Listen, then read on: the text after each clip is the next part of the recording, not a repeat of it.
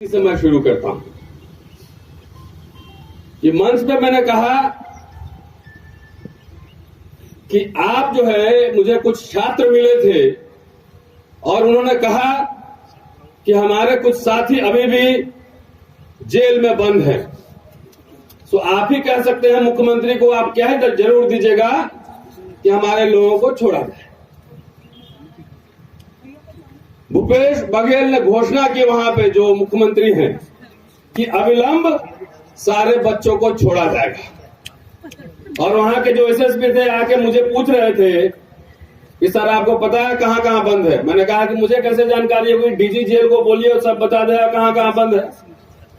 तो खैर अब तो वहां के कार्यकर्ताओं का काम है कि ये पता करना कि कहां छूटा नहीं तो फिर जाके बोलेंगे। तो इसलिए सबसे पहले मैं राजस्थान के आदरणीय मुख्यमंत्री साहब को अपील करना चाहता हूं इस मंच से, गहलोत साहब को, कि हमारे साथी जो बंद है अगर उस केस में अभी उनको अविलंब रिहा किया जाए। और 2 अप्रैल एक दिन और आप भूल जाते हैं, एक दिन और आप जीते थे, वो है 5 मार्च का आंदोलन, 5 मार्च रोस्टर का आंदोलन। अगर वो आंदोलन हम लोग नहीं जीतते,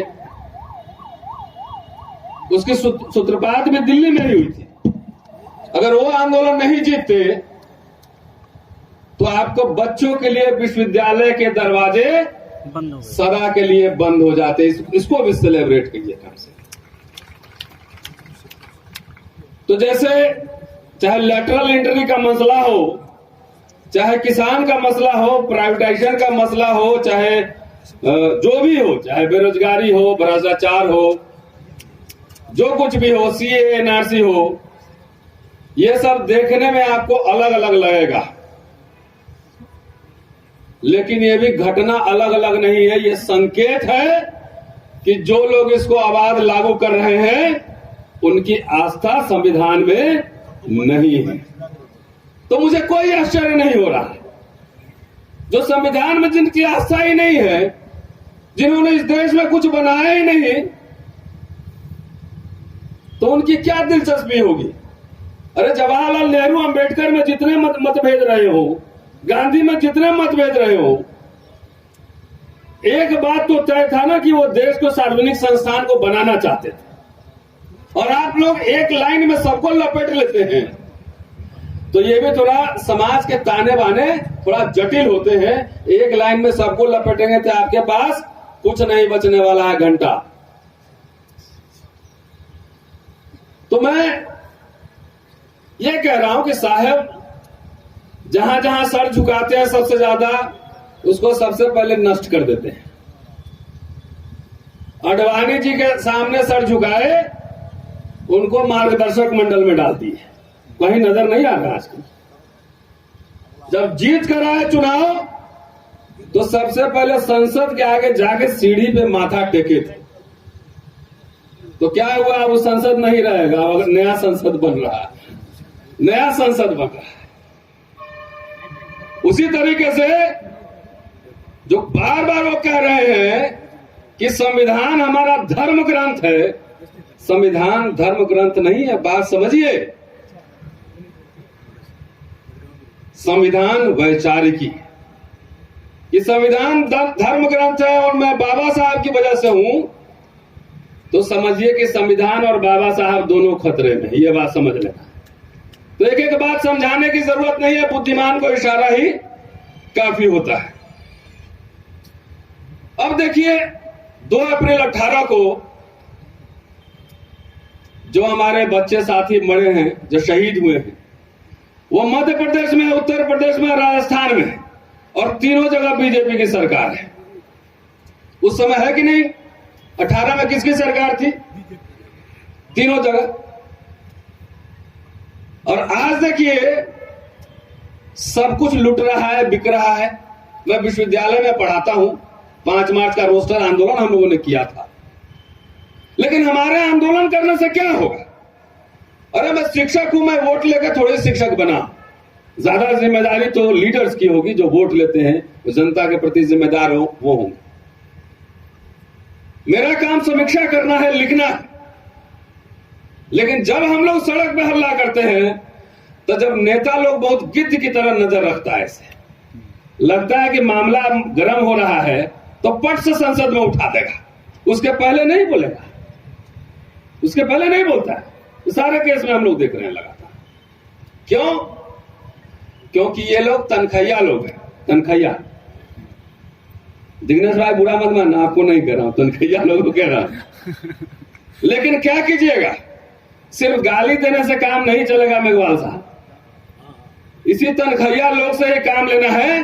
और याद रखिएगा, जो समाज जिंदा रहता है उसी के हक हकूक और आबरू बसते हैं। जो समाज जिंदा नहीं रहता उसका कुछ नहीं बसता है।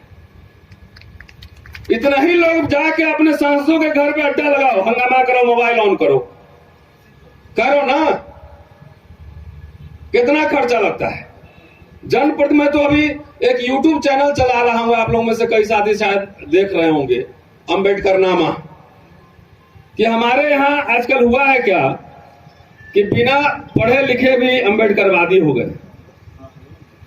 तो मतलब टांग जो मरोड़ना होता है बाबा साहब का, कुछ नहीं पता है, रेफरेंस नहीं पता है।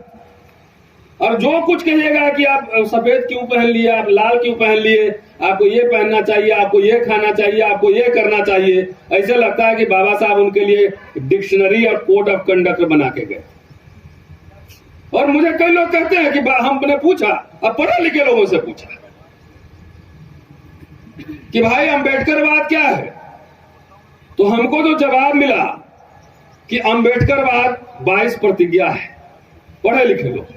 तो मैंने कहा कि उसके पहले 40 साल 1916 में उनका पहला लेख छपा था बॉम्बे क्रॉनिकल में, कि 40 साल जो लिख रहे थे इसका मतलब वो पूरा गवारा हो गया, उसमें तो कुछ है ही नहीं। तो अंबेडकरवाद जब 22 प्रतिज्ञा आया तो पैंट शर्ट पहन के क्या घूम रहे हो, जाओ बाल मुंडवाओ और पंचशील धारण करो और मॉन्क बनो और प्रचार करो। साथियों, ये बात समझिए, गंभीर बात कह रहा हूं। डॉक्टर अंबेडकर हर मंच पर जाते थे, गांधी से उनके मतभेद थे लेकिन उनसे बात करते थे। और उन्होंने एक जगह लिखा है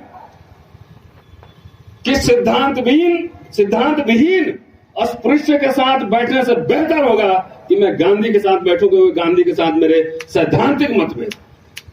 यह बात समझिएगा नहीं है सब 10 रुपया का नेट पैक भरा के रोज सोशल मीडिया पे गाली दिए जा रहे हैं, जिसको मर्जी जो बोले जाओ। मतलब चूरन छाप किताब पढ़ के यह आंदोलन नहीं बढ़ेगा आगे। सिपाहियों की जरूरत होती है आंदोलन को आगे बढ़ाने के लिए, लेकिन बिना सेनापति के सिपाही जो है, उस सिपाही और डकैत में कोई फर्क नहीं होता है, ये समझिए। अगर सेनापति कहां से आएगा? बाबा साहब बोलते थे कि शेरनी का दूध है, शिक्षा जो पिएगा वो दहाड़ेगा। तो उनको यहां थोड़े ही मिला था, वो मिला था उधर कोलंबिया और लंदन में मिला था शेरनी का दूध।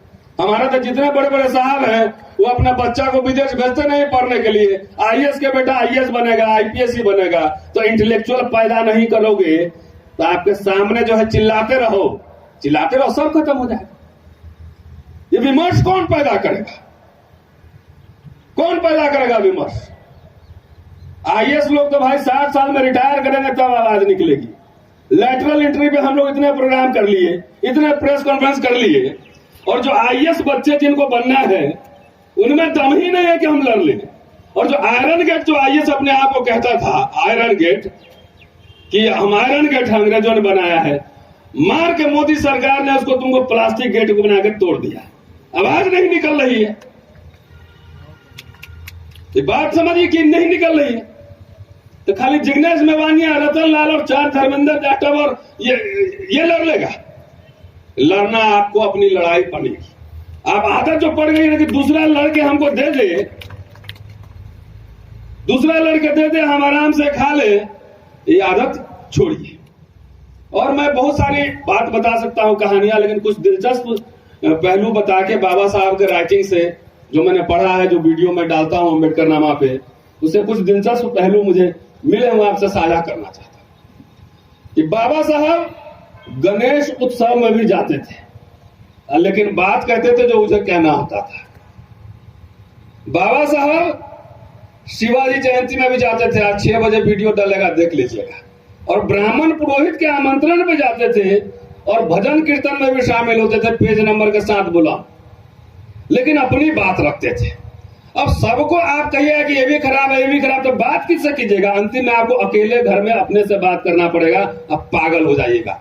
लोकशाही और डेमोक्रेसी ऐसे नहीं चलती है कि मैं जो सोच रहा हूं वही सही है, ये तानाशाही। आपके चाहने, आप क्या जानते हैं? कितनी किताबें बाबा साहब की पढ़ी है, कितनी गांधी को पढ़ा है, कितना कार्ल मार्क्स को पढ़ा है, कितना फूले को पढ़ा है? तो हम फूलेवादी हैं, अम्बेडकरवादी, बिना पढ़े लिखे। तो ये समझिए, ऐसे लोग सोशल मीडिया पे आप लोगों को गुमराह कर रहे हैं। ऐसे लोगों से सावधान रहना है। ऐसे लोग ही ये बीजेपी आरएसएस के एजेंट हैं। 10 रुपया पर पोस्ट जो है, इनको तनख्वाह मिलता है हमसे, 10 रुपया पर पोस्ट। किसी को बहस करना है, चुनौती देता हूं, सेमिनार करो, एकेडमिक सेमिनार, और आओ, पेज नंबर के साथ हम बात करते हैं। व्हाट्सएप यूनिवर्सिटी में से लेके निकल गए फुट से। मैं नहीं कहता, मैं आप जो साथी मुझे सुनते होंगे, मैं तो कहता हूं मैं बाबा साहब का बिगड़ा चला हूं। तुम अम्बेडकरवादी है, तुम जाओ अम्बेडकरवाद का प्रचार करो। मैं तो बिगड़ा चला हूं, मेरा काम पढ़ना लिखना बोलना है, मैं तो दहाड़ता हूं। हमको कोई खरीद के दिखाए, खरीद के दिखाओ पहले। सबसे बड़ा लोकशाही में क्या बोली होती है? सांसद बनना, एमपी बनना। ऐसा तो नहीं होगा कि हमारे जैसे लोगों को आज तक जो है कोई ऑफर नहीं आया होगा, ऐसा भी नहीं होगा। तो कोई खरीद के दिखाओ। सवाल है, बाबा साहब ने 1935 में घोषणा की थी कि हम हिंदू में पैदा हुए जरूर हैं, लेकिन हम हिंदू मरेंगे नहीं। लेकिन 56 में जाकर धर्मांतरण कर रहे थे। तो उतने दिन तक क्या वो झाल बजा रहे थे? क्या कर रहे थे? सवाल पूछो पहले। उनके लिए सामाजिक और राजनीतिक परिवर्तन का सवाल सबसे महत्वपूर्ण सवाल था। जब वो जय भवानी लिख रहे थे अपने लेटर पैड पे 1927 में एमएलसी में थे, तो क्या आजकल का अम्बेडकरवादी सब जो फर्जी सब घूम रहा है सोशल मीडिया में, वो भी कहते था कि भाई तो अम्बेडकर ही नहीं, अम्बेडकरवादी कह देता। तो ये इसलिए मैं बात कह रहा हूं कि आजकल मैं देख रहा हूं कि 10 रुपये पर पोस्ट ट्वीट के हिसाब से बाढ़ बढ़ती जा रही है। तो उनसे थोड़ा बचिए, वो आपको गुमराह करेंगे हर समय। अगर मैं ईद के दिन में टोपी लगा लूं तो क्या मैं मुसलमान हो गया? जिग्नेश भाई विधायक है, हम जहां तक हम जानते हैं ये नास्तिक किस्म का आदमी है, लेकिन सार्वजनिक जीवन में जाके सबको हेलो दुआ नमस्ते करना पड़ता है। आपके चाहने से समाज खाली नहीं चलेगा, आप तानाशाह नहीं। दूसरी बात, मैं बार बार डॉक्टर अंबेडकर के राइटिंग्स को पढ़ी, बार बार वो कह रहे हैं यूनिटी की बात कर रहे हैं, यूनिटी की बात कर रहे हैं। और जो एग्जाम्पल दे रहे हैं, एग्जाम्पल लेके मैं बात खत्म करने जा रहा हूं कि नासिक बड़ा इंपॉर्टेंट जगह है और वहीं से आंदोलन शुरू हुआ था बाबा साहब। नासिक, पुणे, ये सब जो है बड़ा इंपॉर्टेंट जगह है। तो वहां एक समय ऐसा हुआ कि सेक्रेटरी कौन बनेगा, प्रेसिडेंट कौन बनेगा, ट्रेजरर कौन बनेगा, इसके लिए आपस में ही लड़ पड़ा सब, आपस में ही लड़ पड़ा। जैसे हम लोग लड़ते हैं, सब लोग लड़ते, प्रधान कौन बनेगा। तो अंतिम में खंबे को अध्यक्ष बना के मीटिंग करनी पड़ी। खंबे को, सोच लीजिए, खंबे को अध्यक्ष बना के मीटिंग करनी पड़ी। तो इसलिए वो कहते हैं कि दीपक किसी के हाथ में जले, दीपक देता रोशनी। खाली जिसके हाथ में जले, ध्यान रखना कि वो आदमी ईमानदार हो, निष्ठावान हो और समाज के लिए खड़े होने वाला हो। साथियों, चलते चलते मुझे लगता है टाइम हो गया है और कहने के लिए बहुत कुछ बातें हैं, लेकिन एक दुष्यंत की पंक्तियां में बहुत दिन से सार्वजनिक सभाओं में बोला नहीं कोरोना काल में, तो थोड़ा रिदम मेरा स्लो हो गया, नहीं तो मेरी आवाज बहुत तेज होती है मंचों पे। तो चलते चलते दुष्यंत की एक कुछ पंक्तियां सुनाया जाता हूं, ये कम से कम इसी बहाने कुछ जोश आ जाए। ये हो गई है पीर पर्वत सी पिघलनी चाहिए, हो गई है पीर पर्वत सी पिघलनी चाहिए, इस हिमालय से कोई गंगा निकलनी चाहिए, आज यह दीवार पत्तों की तरह हिलने लगी। शर्त लेकिन यह थी कि बुनियाद हिलनी चाहिए। छोटे छोटे सफलताओं पे खुश मत होइए। बीजेपी आज सरकार में है तो उसके लिए आरएसएस 90 साल मेहनत किया, और हम लोग तुरंत जो है फसल काटने के चक्कर में रहते हैं। मुझे ही नेता बनाओ, मुझे ही बनाओ, इसी चक्कर में सारा खेल खत्म हो गया। हर सड़क हर गली, हर सड़क हर गली, हर नगर हर गांव में हाथ लहराते हुए हर लाश चलनी चाहिए। जिंदा हो तो जिंदा दिखना भी जरूरी है, नहीं तो बहुत लोग चलते फिरते लाश हैं। सिर्फ हंगामा खड़ा करना मेरा मकसद नहीं, सिर्फ हंगामा खड़ा करना मेरा मकसद नहीं, सारी कोशिश है कि यह सूरत बदलनी चाहिए। मेरे सीने में नहीं तो तेरे सीने में सही, मेरे सीने में नहीं तो तेरे सीने में सही, हो कहीं भी आग लेकिन आग जलनी चाहिए। शुक्रिया साथियों, जय भीम। फिर कभी मुलाकात होगी विस्तार से।